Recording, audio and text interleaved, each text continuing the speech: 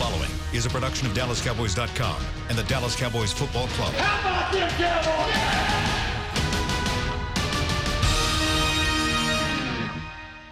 This is Talkin Cowboys. Streaming live from the Dallas Cowboys World Headquarters at the Star in Frisco. Handoff, Elliott plowing to the goal line. Barry, sacked by Lawrence. Prescott keeps it, and he bangs it in for the touchdown. Here are Mickey Spagnola, Brian Broaddus, Rob Phillips, and Bill Jones. Welcome to the 2018 National Football League season. It is finally here. Labor Day weekend is over with, and it's week number 1 in the NFL. We are 2 days away from the first game of this NFL season, and welcome to Talking Cowboys. Do we ever have a lot to get to over the course of the next hour here, kicking off our Cowboys programming here on DallasCowboys.com. Bill Jones with Brian Broaddus and Rob Phillips. Mickey Spagnola is out today. And, you ready for some football this week?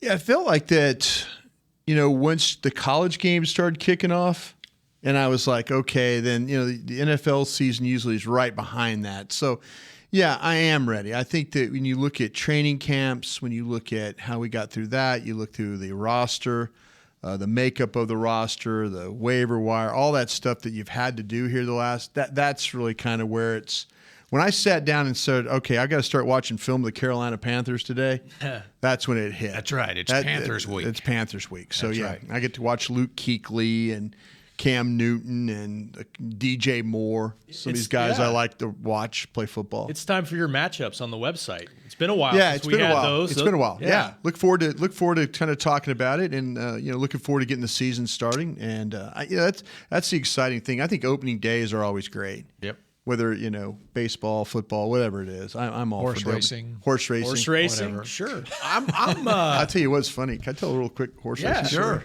I had a buddy at Del Mar yesterday, and maybe I'm not supposed to say this because it's gambling. Horse racing's okay, right? Yeah, I think Am I so. okay? Am I okay? I can't bet on games. I can't bet on our game. Buddy of mine's at Del Mar, and he's screenshotting pictures of the racing form. And I'm picking horses while I'm watching Bennett's practice. Multitasking. And I won like $35 on 2 races. All right. I heard they had a fire or something there. Well, they had something. They had somebody they had a gun go off. Oh, there. that's what it was. Yeah, it was gunfire. Gunfire. But I don't mean to tell. Yeah, Del Mar. Okay. Del Mar's beautiful track. Yeah, I've been. So I used to make it back in the '80s when the Cowboys were in Thousand Oaks. Yeah. Went down to the Chargers camp in La Jolla, and we made it over to Del Mar a couple of times, a couple of years, and it fits perfectly, of course. I know we got football talk, but I'm sorry. I was just sitting. I can talk horse racing with you all day long. Bro. I was sitting there watching. I was watching Bennett practice a little bit late in the day, and I'm like, buddy's like, I'm at Del Mar. I'm like, text me the race or send me the racing form. So I had like 3 races. I sat there and made money just watching. Did Bennett win? No, well, practice. This is just practice. Just practice. Just practice. Okay, No, I wouldn't do it during a game. But I love horse racing. I love horse racing. And he wasn't doing it for Bennett. It was for his own pleasure. It's for Bennett's college fund. That's right. Sure. So Bennett did win. I better win more than that. Yeah. And before we dive into the NFL, you mentioned college football. Yeah. I'm here on September 4th, ready to make a prediction. Okay? Oklahoma in the national The Final Four in college football. It's Oklahoma, LSU, Texas A&M, and we'll throw in Alabama. You're not betting on that one, man. Three SEC teams. Missouri's got a quarterback this year. We're going to probably talk about it. Did they win this week? I have no idea. I don't know if they played, but wouldn't that be something? They got a first-round quarterback, though. Missouri's got a first-round quarterback, so I'm sure we'll talk about their guy a lot during the draft. So anyway, that's my takeaway from the first weekend of college football. I appreciate it. In fact, that's Lane Kiffin, by the way. He did say that it was the best team he'd ever seen. He said he'd be shocked if there's a better team in college football than my team. Congrats to you. Yeah, now we got Chip Kelly and UCLA this week. All right. They looked really bad the other day. The Cowboys have Ron Rivera and the Carolina Panthers this week. All right. Let's get into this roster shakedown a little bit. Okay. I know we had a show yesterday, not exclusively a Talking Cowboys show yesterday, leading up to Jason Garrett's press conference. Check out what Garrett said at the press conference yesterday. Brian, you had a chance, and I assume maybe Rob too, in the walk-off with the head coach. So quickly, just what's your takeaway now with the Dan Bailey, Brett Maher kicking situation? I feel like, though, that all the things, and I thought Garrett would be really vague in the way that he presented it in front of the cameras, but I don't think he was vague. I think he told you that there were several factors involved. The fact that they felt like that he had kicked better than Bailey. Bailey got limited opportunities, but they had practice, and they felt like that, hey, this is an opportunity, and the chances that we gave him, that he clearly showed up. And so I think that's a possibility. I mean, not a possibility. I think that's a reason. I think the fact that the coaching staff maybe lost a little confidence in Dan Bailey. I mean, that was what I was thinking going in and asking Garrett that question. He's saying, hey, that's part of it. You want to feel good about what's going on with your kickers or any of those players. You want to have confidence in your players, and then also the money factor, I think, came in as well. So, all those things. Garrett could have came up there, and he was very complimentary of Dan Bailey. He knew what Dan Bailey meant to this organization. He knew what he meant to him. But he's part of the decision making process, Jason Garrett. And this is one of those things where maybe we'll find out one day that some of these moves, the Des Bryant move, the Dan Bailey move, maybe one day we'll find out that, maybe Jason Garrett was leaning towards, hey, I want to keep Des Bryant. I wanted to keep Dan Bailey. And I don't think that's going to be like maybe it's an afterthought, but, sometimes, like I say, the coaches have, the head coach, everyone I've ever been around here had a big stick in that personnel department. And, whether that's Dave Campo or, Chan Gailey. I saw Chan Gailey turn away Randy Moss. I watched him do it. And so I know I'm going long-winded here, but, this looked like a very difficult decision for Garrett. And I'm wondering if he was totally on board with it. But maybe they always look for a consensus here. And that might be the way they went. But so many decisions just aren't cut and dry decisions. No. All right. Yeah, we're doing this for sure. Right. Yeah. Right. And they admit that they could be wrong on it. But they got to make it. At the end of the day, you got to make the decision. And it could cost the head coach's job, because if you ever looked at Jason Garrett's record and looked at the games he plays, and he doesn't blow people out. He's in a lot of tight, tough games where he's having to make a decision whether to kick a field goal. There's a lot of close games, and they're going to probably play in a lot of close games this year if they're going to run the football. If the primary way of moving the ball and scoring is going to be running the football, they're going to be in a lot of tight games, because it's a passing league, and we'll see if they can pass. We know they can run. We'll see if they can pass. I might write about what you just said. That's a great point, because and it goes back to coaches usually lean towards what they know and what they're comfortable with. Mm-hmm. Always. And this is a guy in their DNA. Yeah. When you got inside 30 yards, 35-yard line, Bailey more than not was money. Now, He wasn't down the stretch, and I do think the organization, they admit it's a risk what they're doing here. Yes. However, I think the rationale that they ultimately, the decision they came to was, we're going to look at this objectively. Brett Maher, I don't know if any of us tracked his kicks throughout camp. We started watching him. And that's a mistake on my part and probably the whole media. Yeah, he kicked well overall. I think we all learned a lesson that maybe there is a competition every day. And not necessarily some jobs that appear to be safe, maybe they aren't safe. Right. And I think they felt overall the numbers bore out. Maher won the competition. Now, you have to factor in history as well. But like Brian said, there was concern there.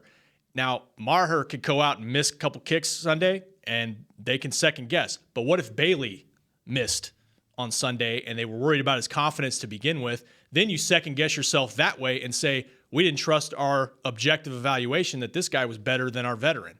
So they ultimately kind of took the jersey off and said, okay, this guy was better. And then the other part of that is Brett Maher just made a 57-yard field goal in the last preseason game. And as we said on the TV broadcast, you probably said something similar on the radio broadcast, Brian. Well, other NFL teams just took note of that. Brad Sham and I went into a dissertation on why he will probably get another chance to kick for somebody else. Brad goes, does he deserve an opportunity?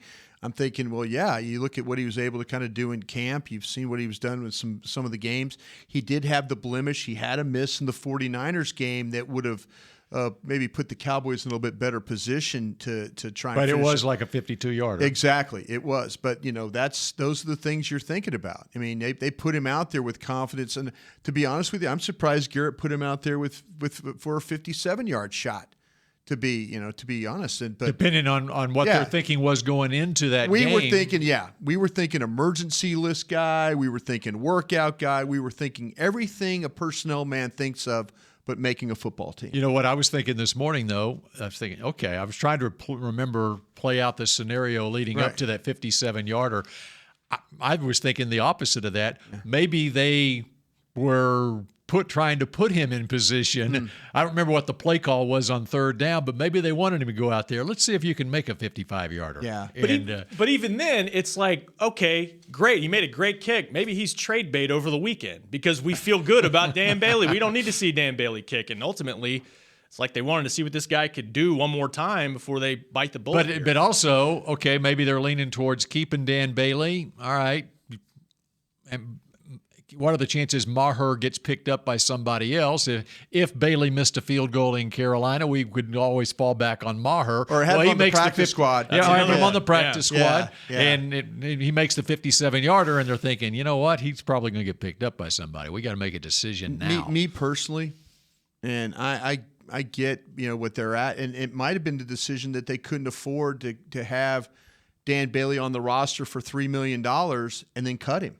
You know what I'm saying? Yeah. I mean that okay, now he's due all his money after week one. Right. So, maybe that's a situation that they had to look at. It's like, okay, yeah, nice to think about Maher on the practice squad, but what if Dan Bailey in week 2 misses field goals? Mm-hmm. Now you got him on the books, because he is a vested veteran and you're responsible for his entire contract. And then it's a little bit more of a challenge to cut him right there. So that's a good point. But I just feel like I did not feel like that Dan Bailey's job was in jeopardy until those 2 days where we saw him struggle. When it went back-to-back days, maybe it's a bad way of saying it, his job in jeopardy. I felt like that, okay, now maybe we have to watch. Instead of going over there and BSing with somebody, during practice, practice talking. Now we got to watch. Talking kicks. to the fans or whatever I do, visit with people. I feel like now we've got to watch kicks. I remember Mickey and I went, and it's so funny. At the same time, we walked underneath the goalpost and just stopped and looked up. And I looked at him like, "You're here watching this kicker, huh?" And he's like, "Yeah." And I was thinking the same thing. I mean, you had to watch and see what was going on. But then after a few days, it kind of wore off. You moved on. Yeah, you moved on. And I think maybe that just shows you how great Dan Bailey was at his job, that after 2 days, you just moved on. Well, in most past years, I don't know if we really charted him in camp. Now, I did this year every time, especially after those 2 kicks, but I think he missed 1 kick after that 2-day stretch where he struggled. So it looked like he had righted himself. I thought he was striking the ball pretty well, but I wasn't paying close enough attention to this other guy who apparently really won their confidence over. And the other guy, Brett Maher, and that is how you pronounce it, according to the media guide. It is Maher, not Maher. Mm-hmm. Okay. Maher. And he has experience in the Canadian Football League. And the other thing is he can also, if something happened to Chris Jones, he can also punt. Mm-hmm. And, of course, he can kick off too. So, anyway, he's your guy going to Carolina this week. Now, as far as other moves that have been made since we last convened and since the 53-man roster was set, I thought it was a very shrewd move what they did as far as the wide receivers are concerned. Yes. With Noah Brown, who had putting him on injured reserve after he was on the 53. Now they can bring him back after 8 weeks. They they had the market figured out on Deontay Thompson, where they were able to bring him back and sign him. So now they've kept vested veteran those wide receivers. And really, they could tell what the market was because of the interest that Deontay Thompson had in the offseason. Right. Because he did not sign for a huge amount of money. Kind of had a sort of a semi-breakout year last year. And so teams are usually overloaded at wide receiver, so he was still available. And now you got both those guys. Yeah. I think it's, the thing, they didn't want to lose Brown. Right. That was clear. That was, and it gives you a guy now for the second half of the season that gives you exactly right. It gives you a guy that'll work with him. He'll get in shape, and we'll see what happens in Week 8. I mean, this is still a receiving crew that there's a lot of questions about right now. And hey, Week 8 might be too late. It might not, but you always have guys that get banged up during the season, and they've got that to kind of fall back on in case they need to. Yeah, I think ultimately receiver, they kept the 5 that we thought in camp were probably the most proven / had the most potential, with Michael Gallup as the 3rd-round pick. And I know Brian was banging his fist on the table. No 6 wide receivers, no 7 wide receivers. Ultimately, they go light at running back, and it allows you to get Rico Gathers on the 53. And they just weren't going to give up the investment they'd made trying to develop him, and he'd showed enough to make it for now. Rico Gathers was a better player than Dalton Schultz. He was a better player there but they're not going to give up on Dalton Schultz, and they shouldn't give up on Dalton Schultz. They should find a way to say, okay, we need to get him stronger, we need to get him more reps. But Dalton Schultz did not play as well as he had played at Stanford, and that in itself to me was very disappointing. But Rico Gathers, I'm going to say that he did deserve an opportunity to be on this football team. He put himself in consideration. He went from a player that nobody really wanted to deal with very much, last year. I mean, it seemed like that the coaching staff had their questions about him, and what happens? You get new coaches. New coaches roll in, and that might have been the best thing that ever happened to Rico Gathers, that opinions of former coaches go with their new teams, and you have a fresh slate and a fresh opportunity to come in and try and make the football team. And he did. He was clearly, you look at the plays he made, you look at now, Jason Garrett was very complimentary of his blocking. And I say this in a way that I understand where Jason Garrett's going here. Rico Gathers at 280 pounds. When he gets in your way, when he's on a defensive end or a linebacker, is a hard guy. He can make mistakes. He can make mistakes as a blocker. He can't make mental mistakes, but he can make mistakes in technique and one of the examples that Garrett gave was Martellus Bennett. Right. Martellus Bennett was not a great technique blocker, but when he got that 280-pound body moving, he was difficult. Once he was on you, he was difficult to get rid of. But as you said, it's a matter of making sure you're in the right spot. That's true. That's the nuance of the position, and that's a guy that hasn't played a ton of football. And it will be, and they're going to dress 3 tight ends this week. And I wonder if the third tight end, that'd be interesting. Wonder if the third tight end is going to be Rico Gathers instead of Dalton Schultz. That's where this is going to. The other 2 are going to dress, and that would be Swaim and Jarwin. I wonder if the third tight end is going to be Rico Gathers. And I'm going to say this. I think there's a really good possibility it will be. And it may go week to week on that. And yes. And so if Rico Gathers, depending on matchups or on the development of Rico. Depending on the game plan and stuff like that, if somebody's got a heavy Sam linebacker they play with, or somebody's got a heavy defensive end, or they want to create opportunity there to get on the edge. But Rico Gathers, the only thing keeping Rico Gathers, and I'm just talking about the on-the-field stuff. I'm not talking about the off-the-field stuff. The only thing keeping him from being the player that they want him to be is his ability to understand what he's got, his responsibility, his job. And there's been some signs where a hot read or being where he needs to be on a certain call, or you see him playing second level, he's getting better at that. So if he can continue on that path up, Rico Gathers will be on your 46 every week. He's just too talented of a player. The problem is, though, he doesn't always know what he's doing, and that keeps him from being a guy you want on the 46. All right, we're going to take your phone calls here on Talking Cowboys. We're going to get into some of these other new Cowboys, Ibraheim Campbell, Adam Redmond, Parker Anger, and others, as Brian has done the homework on that when Talking Cowboys continues in a moment. It can be hard to find the right resource for learning about important financial matters. You search how to build savings, you end up reading about the one weird ingredient from supermarkets that can make you taller. That's why Bank of America built BetterMoneyHabits.com, a safe little corner of the internet for answering your financial questions. Full of simple videos and tips, Better Money Habits can show you how to make the most of your money without resorting to random searches that always seem to lead to unbelievable photos of childhood stars grown up. To learn more, visit BetterMoneyHabits.com. I definitely have an Instagram foodie thing, but the low-light camera on my new Samsung Galaxy S9 from AT&T is getting me a whole new world of likes and shares. Baskets of bread by candlelight, colorful fruit plates in full sun. Even a dimly lit Cobb salad was recently hailed as a masterpiece. Come in now and ask how to get half off the new Samsung Galaxy S9 from AT&T. AT&T, more for your thing. That's our thing. Limited time only. See store for details or att.com/Samsung50. The dual aperture supports f1.5 mode and f2.4 mode. Dual aperture is installed on the rear camera. Oh, I am craving a Dr. Pepper. I got some soda.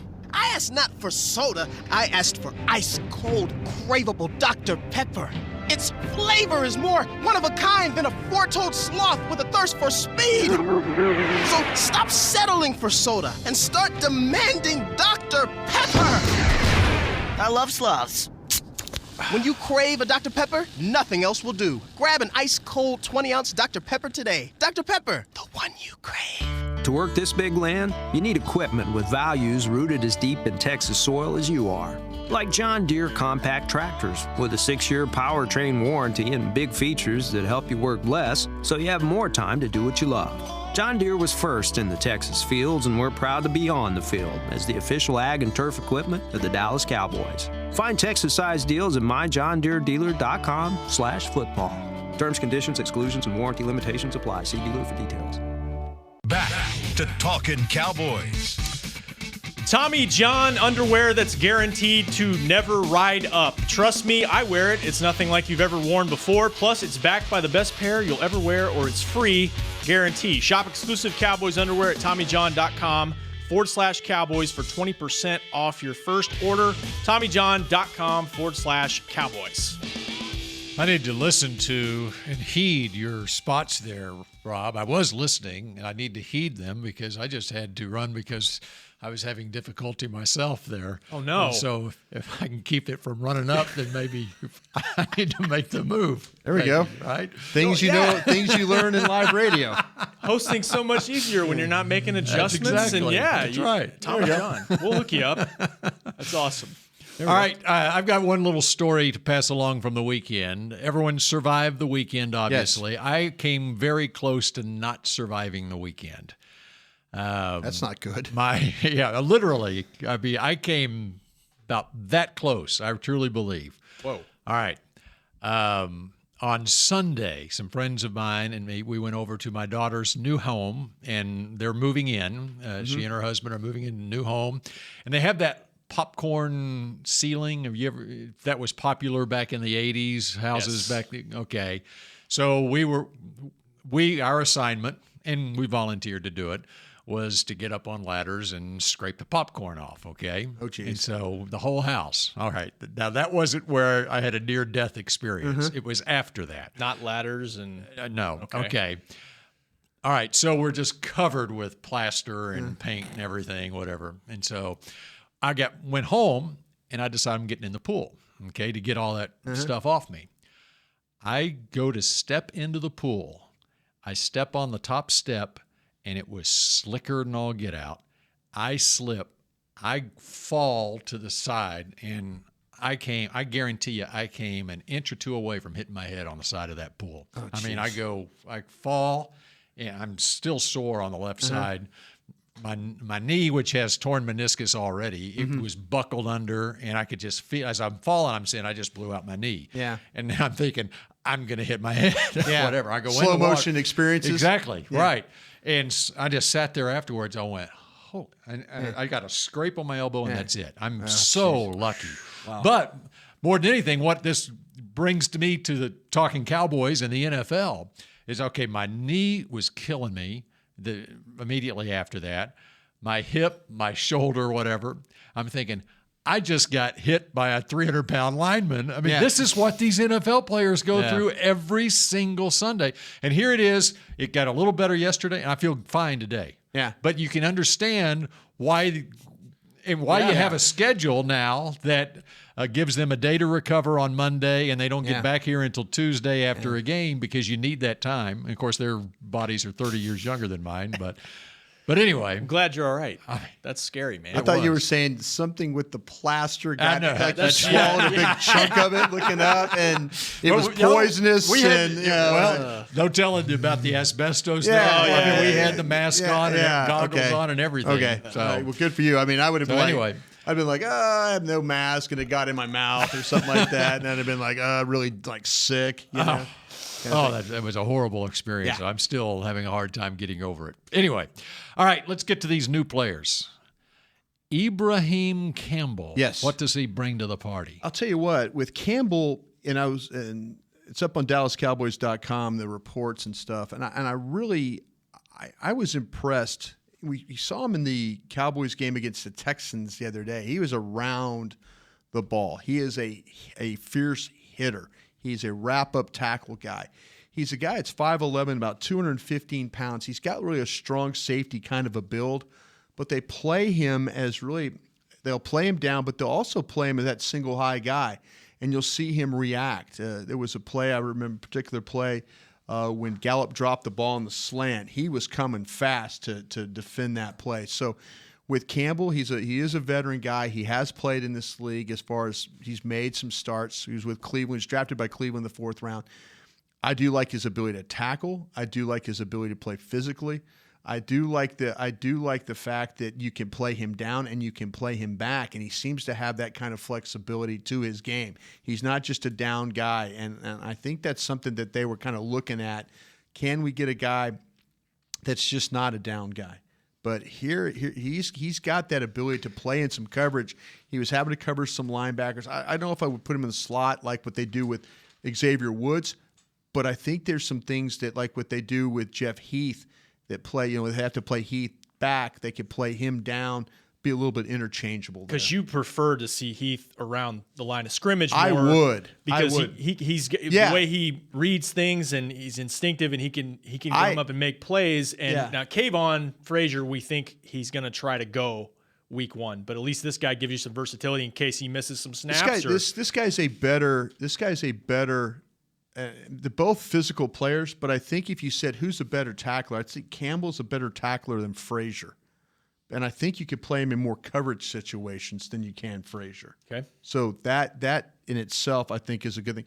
I'm all for keeping Xavier Woods back and letting Jeff Heath play down underneath, because if I could get Heath, Jalen Smith, and Sean Lee all to the ball, one of those three is going to make a tackle for me. So I don't want Jeff Heath playing, in so deep that everything is just run up, that kind of thing. I want him around the ball where he can make some plays.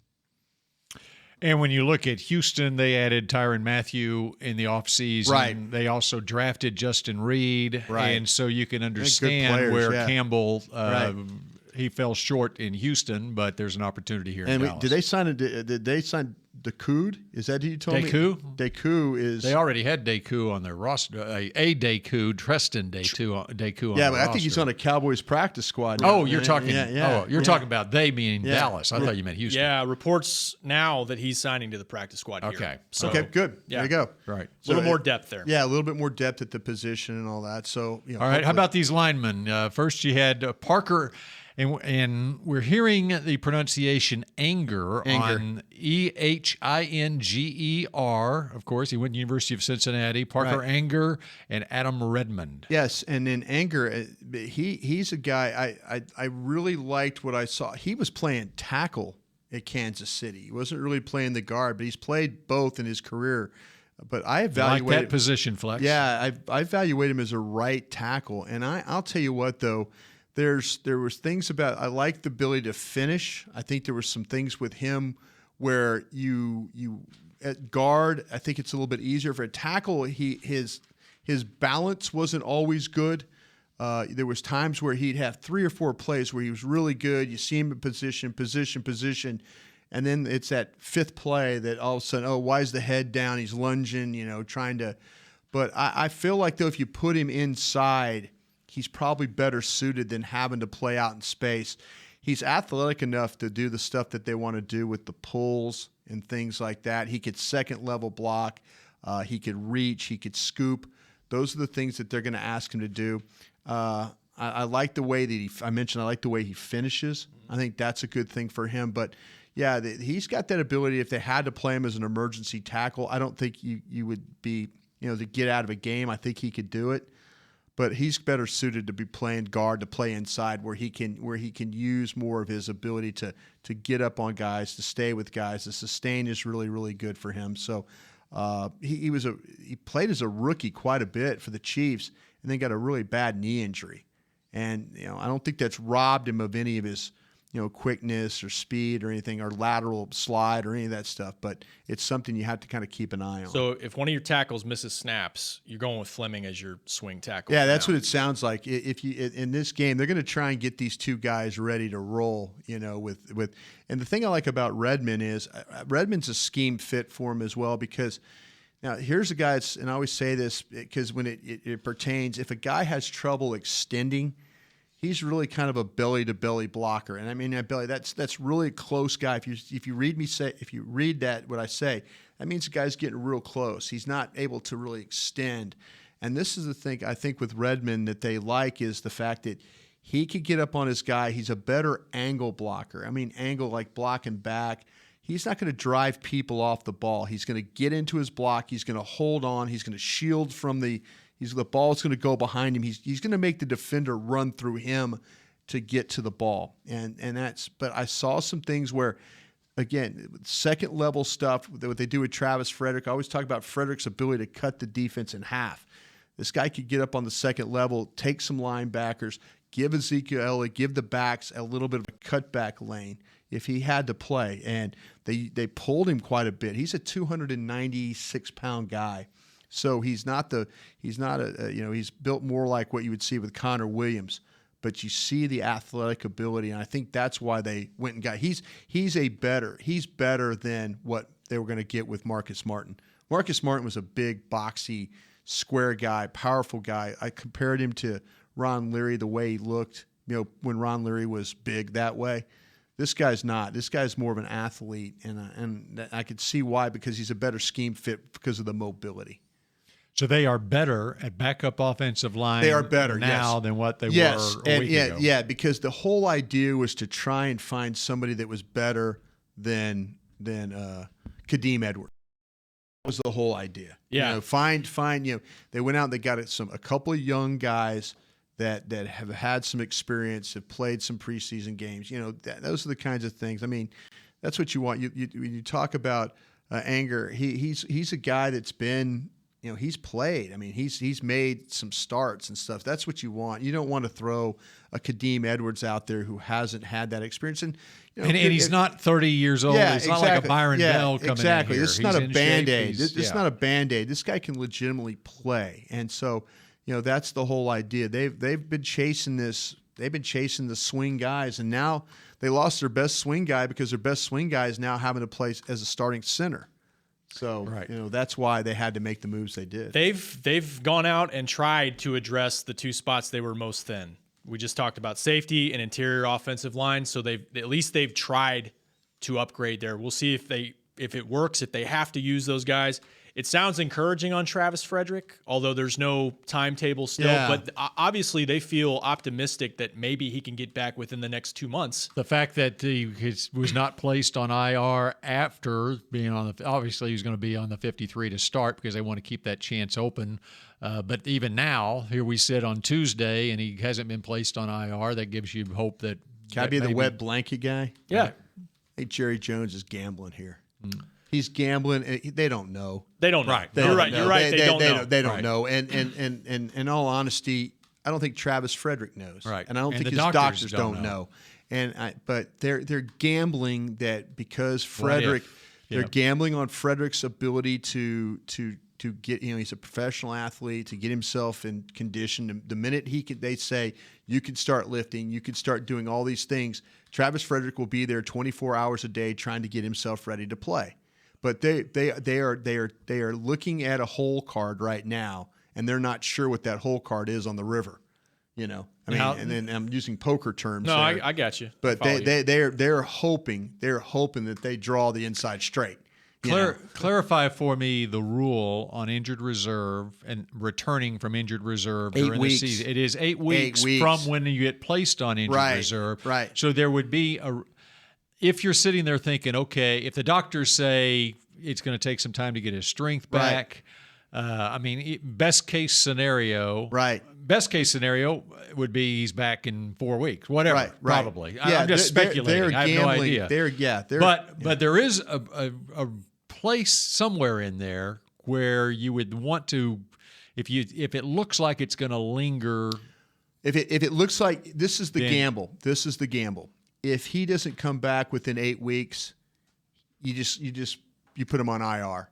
You just go ahead and you just say he's done for the season. He's done for the it just gives you a window for a couple months, and he can start practicing technically after 6 weeks, I believe. Yeah. But if you went ahead and did it now or next week or something, you get that 8 weeks started, and now you know that we'll see what happens, but he could be available the last 7 weeks of the season. The longer you wait, the longer you're not going to. In that respect, you're not going to. And like I said, I've been and I'm not betting against the guy. I'm not. I just because we don't know. Well, and I hear we don't know, and I haven't planned. I mean, if I was a personnel guy, I wouldn't plan on him playing. But you're saying they did the same thing with Romo with his injury a couple of years ago, and they went ahead and kept him on the 53. Right.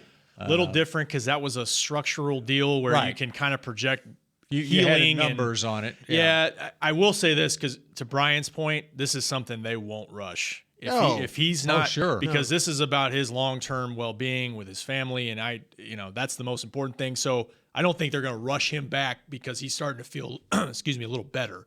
But the reports they say are encouraging now. It is. So that's good. I think the only two people that really know this situation well is Travis's doctor and Travis. I mean, I really, really think like the Cowboys they have an idea of what, but they're I'm not saying they're flying blind, but there's a lot of things that we don't know. I mean, and reading up on this, there's different severity, right? And happens different with different cases, right? And so if they have been told, I would think that there's a chance he could be back within 8 weeks. Sure. And so since there is a chance, they're not putting him on IR. And they're looking for the inside straight, like I said, because if he comes back in 5 weeks, boy, what a great move. He comes back in 6 weeks, boy, what a great move. He comes back in 7, boy, what a great move.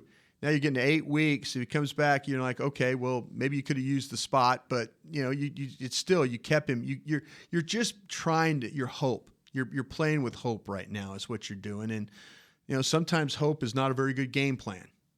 Hope is, but we'll see. But we all hope for the best. Yeah. Well, hey, you know what? There's some of the best, best specialists in the world that are dealing on this thing. I mean, Jerry Jones will not spare any expense to make sure, like you said, Rob, that that Travis's life is okay, and but they want to know. They'll do the best they can to know.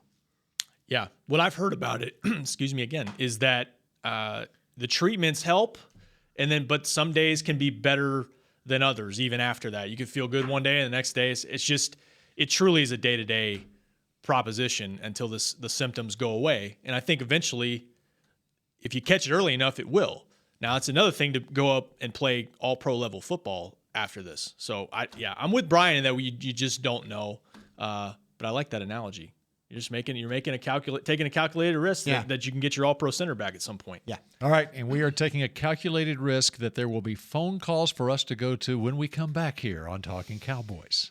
Cowboys fans know that the second best of anything simply won't cut it, and your skincare should be no different. A longtime locker room favorite of the players and the official men's skincare brand of the Dallas Cowboys, Dallas-based Jack Black is the #1 best-selling men's skincare brand in the country because we make products that help guys look, smell, and feel better. Visit getjackblack.com/cowboys to get $10 off your first order of $50 or more. Jack Black. Look good, smell good, feel good. Official men's skincare brand of the Dallas Cowboys. Star Sports Tours is the only official fan travel partner of the Dallas Cowboys, offering exclusive game weekend travel packages with sideline access and photo ops with current players, alumni, and cheerleaders. That's not all, though. You'll get to talk X's and O's with Senior Director of Player Personnel Will McClay, and of course with yours truly, me, Brian Broaddus. You can trust the official fan travel partner of the Dallas Cowboys, and with us, you'll travel like a pro. Visit cowboystravel.com to book your travel package today. Before there was a draft, you could size up a cowboy by 3 simple factors: the crease in his hat, the bend of his brim, and his unbending attitude. A man's Stetson didn't just protect him from what life threw at him, it projected a rugged, unstoppable spirit.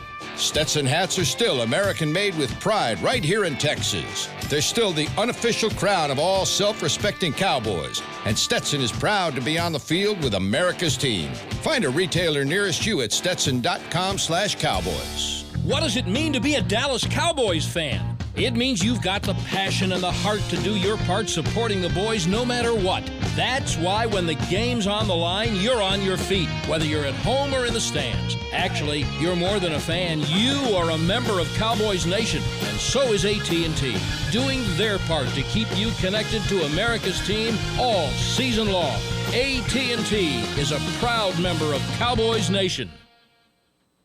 Back to Talkin' Cowboys.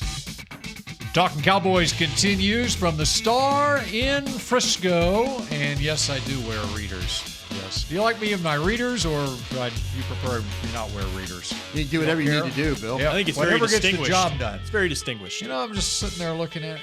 Maybe I'll keep them on. You know, it's funny on the TV broadcasts. Babe wears readers. Yeah. I wear readers. Of course, the other game, the last game, Michael Irvin wears glasses anyway. Yeah. So we're all sitting there with our readers on as the game's going on. And then the producer tells us, okay, we're going to take a camera shot of the booth. So we're all, before the camera comes on, we take our glasses off. People don't know that we need readers. Of course we need readers. I think it's a good look. Yeah. We're 50-something. Yeah.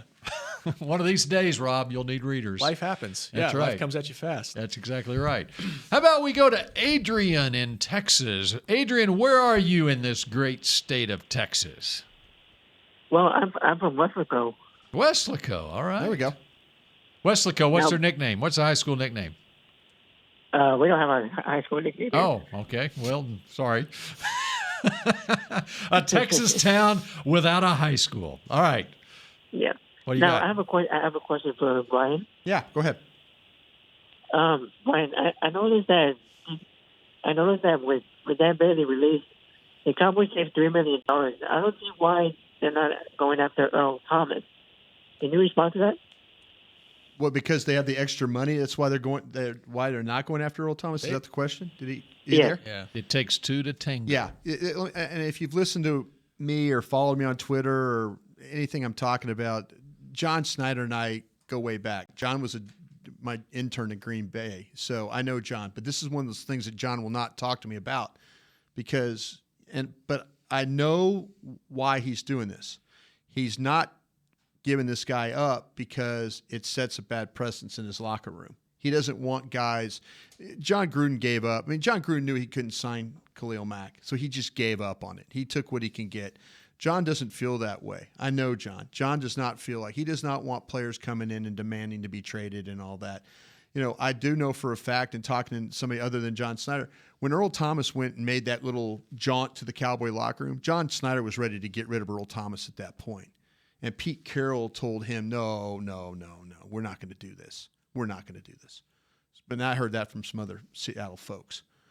So, but John is not ready to trade Earl Thomas, you know. Makes sense. But it's also in a situation, too, where the minute he is, then he needs to call Dallas. And Dallas either needs to say, yes, we can do this, or no, we can't do this, you know. But they've had some conversations. They had conversations during the draft. They had conversations when Dallas went on the clock at 50.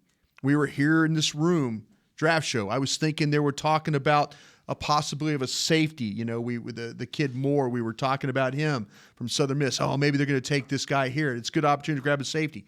We were thinking about a safety, but we were thinking about the wrong safety. Stephen Jones was on the phone for an extensive period of time talking about, but they were going to take, that's when they took Connor Williams. So I know that Seattle is not ready to trade him, just talking everybody but John. And I know that Dallas will listen once Seattle makes that move. But there's no reason. Dallas is not going to say, okay, we'll go take off your hands. Once Seattle makes the call, then you can be able to negotiate with Seattle. That's where this is going to come down to. I've said this all along. You've got to have the other team be willing to trade the guy, you know. But Seattle also might be putting out feelers out there saying we want a first-round pick, which they're not going to get. Wow. Yeah. You know, they're not going to get that. So the ball is not in the Cowboys' court.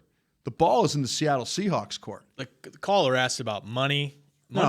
Cap space is not an issue here. They had cap space before they released Dan Bailey. $20 million under the cap right now. Yeah, they're doing fine. Yeah, it's now where the Dan Bailey release and that $3.5 million. If they want to extend guys, if they want to have money available to use, Jerry Jones talked about that this morning. Year, then that gives them $3.5 million more to use. They have those lines. Jerry Jones brought it up this morning on 105.3 The Fan. He said, you know, because the question was asked, do you use the money now or do you save the money? And you know, he says, hey, we've got some guys coming up that we have to think about. We have some hefty contracts looking. You know, you talk about with what if DeMarcus Lawrence has another great year? You know, Dak Prescott, that's going to be a big contract if he has a great year. Aaron Jones. Yeah. I mean, they've got guys, young players that they want to try and extend and keep here. So again, the Earl Thomas stuff, when Seattle has had enough, that's when you're going to have an opportunity, because that will be the best time to deal with Seattle. That's when Seattle will say, okay, we will take whatever your best offer is. And the Cowboys might not offer the best deal. Let's be real honest about this. John Schneider doesn't owe it to him to trade him to Dallas. He can trade him wherever he feels like he could get the best offer from. That's his job. In fact, he probably does not want to send him to Dallas. Yeah. A, because Dallas is in their conference. B, because that's what Earl Thomas wants. But it's his job to get the best offer. Exactly. And if Dallas offers the best package to get Earl Thomas, then you'll see Earl Thomas being traded. But until Seattle's ready to trade him, we're spinning and starting our wheels. Today, Earl Thomas now gets hit in the pocketbook. Yeah, he does. But what happens when those fines and stuff like that, when they come back, mysteriously some team just goes, oh, we forgot about the fines. All right. We'll forget about the fines. If you come back, we'll just forget about the fines. Yep. That's what. All right. And Rob Wilson on Twitter, he tweets at me at CBS11 Bill Jones. Glad you're okay, but why the pool and not the shower? On my little incident Fair on point. Sunday. And smart man. The reason the pool and not the shower is my wife wouldn't let me in the house with plaster all over me, so I had to get in the shower. How about the hose? How about back in the day, Bill? Didn't you ever grow up where your mom took you outside? Actually, I had already used the garden hose, and it didn't get everything off, so I decided I needed to fully immerse myself. Yeah, there you go. And I got a little more than I bargained for. All right, let's go to Phil in Louisiana next up on Talking Cowboys. Phil. Morning, guys. And hey, Brian, I just wanted to tell you I took your advice, and I'm going to be pithy, get to the point here, okay? Last time I talked to you, it was about Travis Frederick and Guillain Barre. Yeah. I want to offer an opinion, albeit about his condition. I want to be encouraging. It's anecdotal, but based on my dad's experience with it, sure. I don't believe Travis Frederick will be out 8 weeks. Okay. The very idea that he was walking around very soon after the diagnosis and the initial treatments was pretty encouraging to me. If he's got his energy and has enough energy to come out, stand up for a few hours at the game, all these things he's doing, then that tells me what he's dealing with now is the latent or the hidden effects of the disease not the actual overt things like, a loss of muscular use or things of that nature. But I just feel like if he goes 4, I don't know if he'll go 4, but I certainly don't think he'll go 8. I'll tell you, what we don't know is strength levels. We don't know. We don't know that. I mean, I really appreciate you making this call. I know you went through it with your family and all that. But these cases, I mean, we don't know his strength level. I mean, he could look good walking around and all that, but we don't know his strength level. We don't know how much strength he lost. I mean, he could be down 50% from his strength levels. He's going to have to build all that back up. So for us, I keep saying this. I appreciate you saying it, but this is something. We're sailing like we're Columbus, the Nina, the Pina, and the Santa Maria. We're trying to find land right now. Well, Brian, I can tell you this: Guillain-Barré at its very worst, it just totally drops the person to their. Sure, but again, we don't know his strength levels. This is a professional athlete. Right. Okay. You're right. And that's where. And again, I appreciate your insight, knowledge on this, but we don't know. He could look fine walking around. He's a professional athlete. It's a good point you just made. There's two sides to it, right?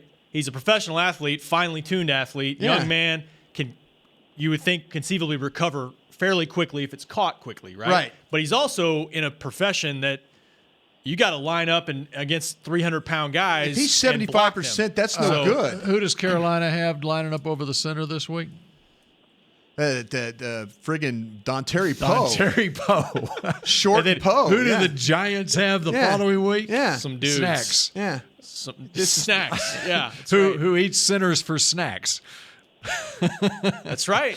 So that's what you're going up against. And by the way, Phil, I really appreciate our word of the day today, pithy. I like that word. He said he was going to be pithy. You know what pithy means? I had to look it up myself. I've heard it in a phrase of pithy comments. Yeah, so well, that's exactly the way it's used. Quick. Was it an apple? I've heard a bad apple is called pithy. Pithy would be concise and forcefully expressive, which is exactly the way Brian brought us wants all of our callers to be, right? And I would agree with that. You know what? If we want you to be pithy with your questions, not pissy. We want you to be pithy. Okay, that's new. I thought pithy meant like smartass, but pithy is concise, quick and to the point, and forcefully expressive. No, I don't mean no disrespect to him. No. I really like that. I'm just. We don't know the strength level of Frederick. We really don't. I mean, he could be way down until he gets to start lifting. I think all of us who are watching the early days of training camp looked at Travis, and there were some one-on-one battles where he did not look as strong as what he's been in the past. Right. And I say that based on his statement that he released at the time that it was announced that he was diagnosed with this. He said, over the last 4 weeks. I think it was something that he had been dealing with since the start of training camp. Right. And they thought they were stingers because usually when you have that stinger issue in your neck and shoulder, it's lack of strength. It's a strength issue. And that's what someone asked me, a friend of mine asked me, well, didn't he get hit and that was when Antoine Woods and him got into the little fracas, whatever. It's when Antoine Woods became a player all of a sudden. That's right. And we'll look back at Antoine Woods' career and think back to that moment in Oxnard. How do you get the best of Travis Frederick there? And all of a sudden he went from to all-pro tackle, fourth string to first string in one fell swoop, one fell swipe of Travis Frederick's jaw. All right, Cowboys report back today after the long weekend. What do you think those players are thinking as they hit the star today? It's time. It's go time. Yeah, I think that, with the players, the coaches, they'll come in, they'll have the run. Now's when the routine begins. This is now for the next 17 weeks. You get into a routine. You get into a routine of, when you come in, when you lift, when you meet, when you eat, when you meet, when you practice, when you do your own work on the side. Sean Lee and those guys, and hopefully these young guys will follow along some of the leads that the guys working and getting ready, for these games. It's a strange thing, and I don't know. I mean, you guys know this better than most. That it's week 1, and then the next thing you know, you'll wake up and it's week 7.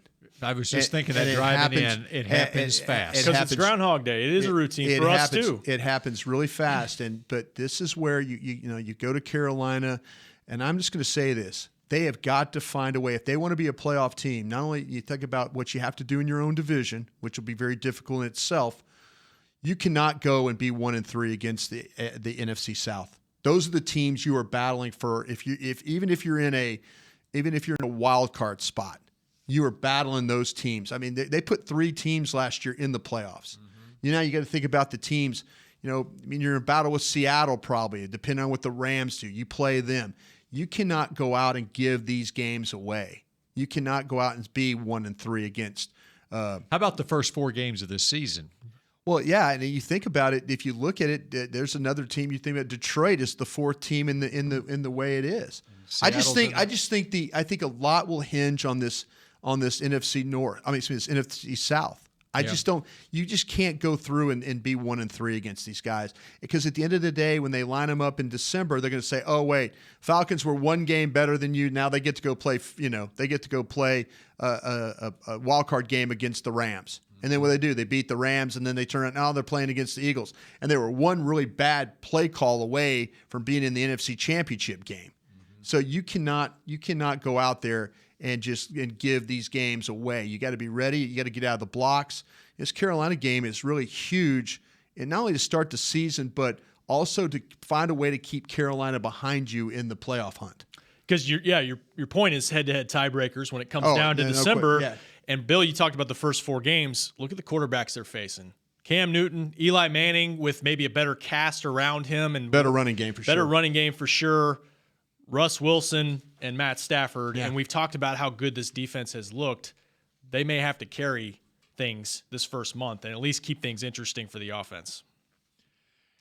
And then you look at the second 4. You go to week 5 and you got 3 AFC South teams in that second quarter of the season. Add Houston and Jacksonville, and you got at Washington. Got to split there somehow. You got to find a way to maybe go win a game at Houston or take care of Jacksonville at home. Those are 2 potential.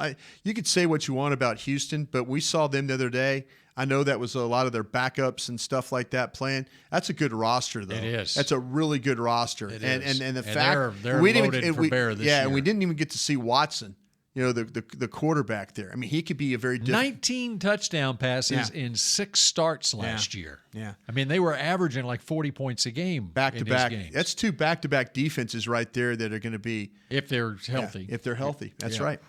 Yes. There's just the schedule has got a lot of those. You just can't ride the roller coaster here. You can't afford to just trade games up and down, up and down, up and down. Can't do that.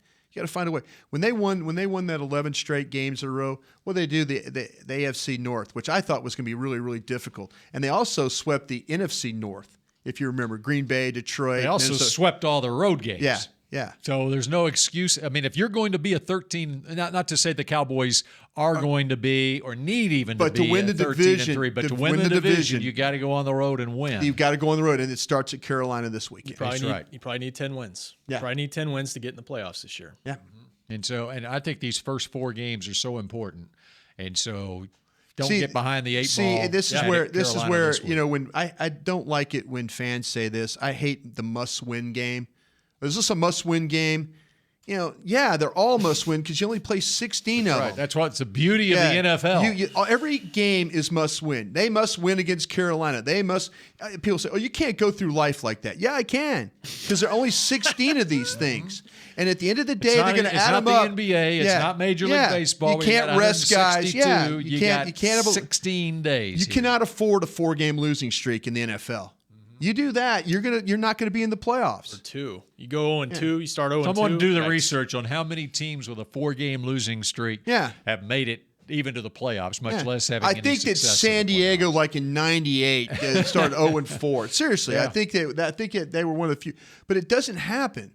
These games are all must win, and I've always treated them that way. Always treated them that way.